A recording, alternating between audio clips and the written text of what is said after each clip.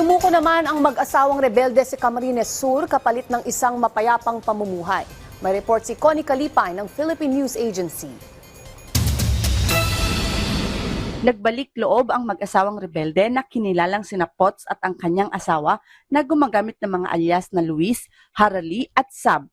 Ayon sa report ni 9th Infantry Division spokesperson, Major Frank Roldan, nagsilbi silang kalihim at instruktor sa politika para sa isang prenteng gerilya na nag-ooperate sa ilang bahagi ng Camarines Norte at Camarines Sur.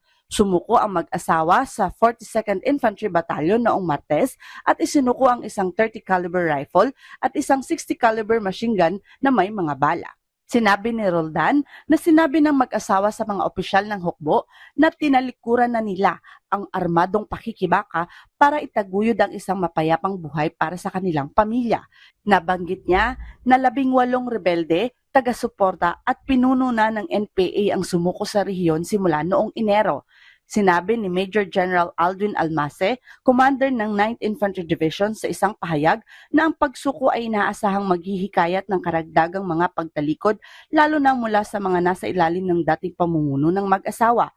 Nasaksihan natin ang patuloy na pagkagapi ng ating mga kalaban dito sa rehiyon ng Kabikulan.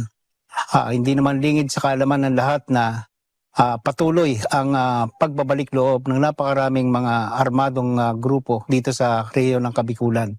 At yun ay mga mataas ang katungkulan hanggang sa kanilang mga miyembro na armado at mga taga-suporta. Aniya pa ng opisyal, simbolo ng pagtitiwala sa pamahalaan ang pagsuko ng mga rebelde.